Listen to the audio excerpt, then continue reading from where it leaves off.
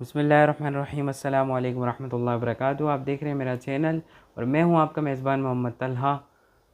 तो आज की वीडियो में हम एक और नया सबक अरबी ज़बान से मुताल्लिक़ सीखेंगे। आपसे रिक्वेस्ट है, अगर आपने अभी तक हमारे चैनल को सब्सक्राइब नहीं किया तो जल्दी से सब्सक्राइब कर लें ताकि हर नए आने वाली वीडियो को आप बर वक्त देख सकें। तो चलिए वीडियो स्टार्ट करते हैं।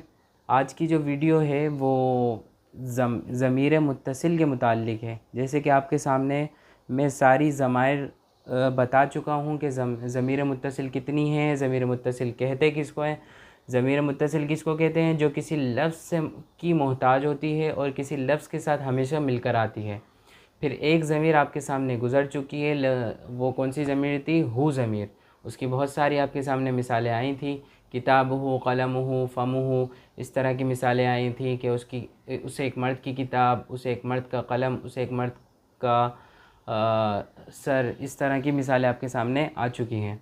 लेकिन अगर एक शख्स के मुताल्लिक़ आई थी ना भी मिसालें, लेकिन अगर वो दो शख्स हों तो उसकी मिसालें किस तरीके से आप बनाएंगे अरबी में, तो इसको हम देखते हैं। तो उसके लिए इस्तेमाल करेंगे लफ्ज़ हुमा ज़मीर, उन दो मर्दों की। ठीक है, अब इसकी मिसालें किस तरीके से बनेंगी? जैसे कि उर्दू लिखी हुई है पहली मिसाल, उन दो मर्दों के घर।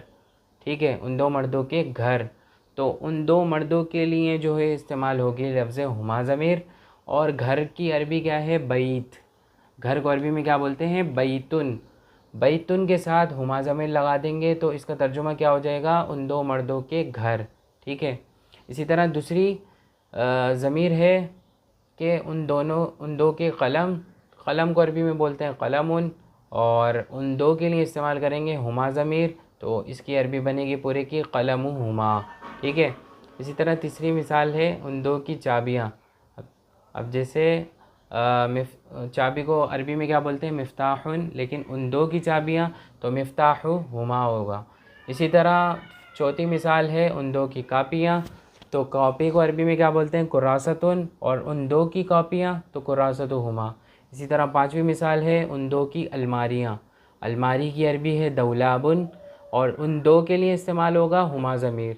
ठीक है, ये पांच मिसालें आपके सामने आ गई हैं। और छठी और आखिरी मिसाल है किताबुहुमा, उन दो की किताबें। किताब को अरबी में किताब बोलते हैं और उन दो के लिए इस्तेमाल करेंगे हुमा ज़मीर। तो उम्मीद है आपको ये सबक समझ में आया होगा, और अगर कोई क्वेश्चन आपके जहन में हो इस सबक से मुताल्लिक़ तो आप हमसे कर सकते हैं, इंशाअल्लाह उसके जवाब दिए जाएंगे। अगर आपको ये वीडियो पसंद आई हो तो इसको लाइक करें, शेयर करें, सब्सक्राइब करें, चैनल को हमारे सब्सक्राइब करें।